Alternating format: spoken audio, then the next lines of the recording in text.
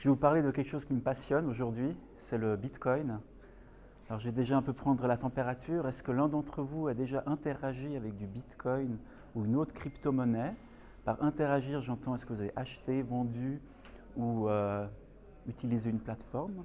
Alors il y a quelques mains qui se lèvent, pas beaucoup. Maintenant une deuxième question.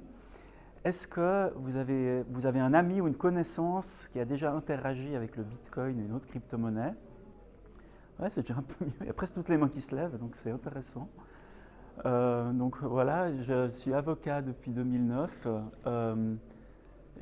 5 ans, j'ai pris mon indépendance comme avocat indépendant. Je fais du droit fiscal. Et vu que j'ai cette passion pour les crypto-monnaies, ben, j'ai décidé pourquoi pas combiner crypto-monnaie et droit fiscal. Et c'est un petit peu le domaine où j'évolue maintenant. À côté de ça, j'ai fait plein d'autres choses, mais on va se focaliser sur ça aujourd'hui. Alors comment le Bitcoin a commencé?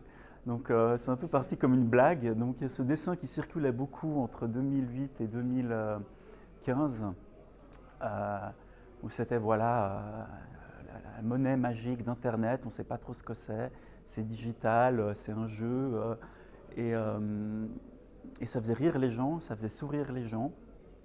Mais derrière le côté humoristique, il y a une technologie qui est assez révolutionnaire.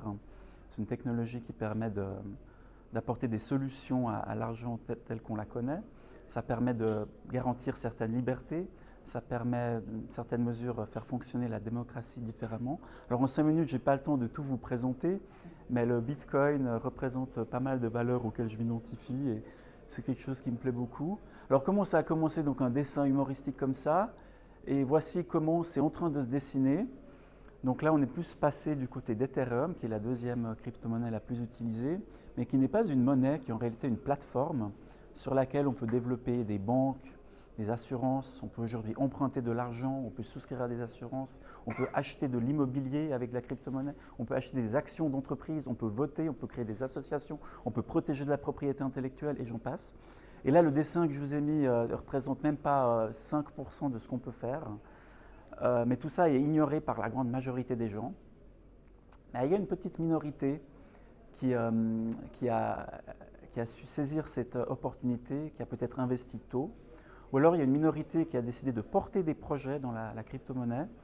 Et c'est vrai qu'aujourd'hui, ben, j'assiste beaucoup ces gens-là, principalement pour les problèmes fiscaux. Vu que les cryptos peuvent être un sujet complexe, la fiscalité est un autre sujet complexe. Donc j'essaye de les orienter, d'être leur guide fiscal. Et, euh, et voilà. Alors vous pouvez vous imaginer que si on arrive à assister des gens qui portent des projets dans la crypto ou qui ont investi dans la crypto, on peut aussi assister les gens qui ont des problèmes fiscaux simples. Donc voilà ce que je fais. Nous sommes une petite équipe de 4 ici à Genève. Donc n'hésitez pas si vous souhaitez du conseil original en droit fiscal.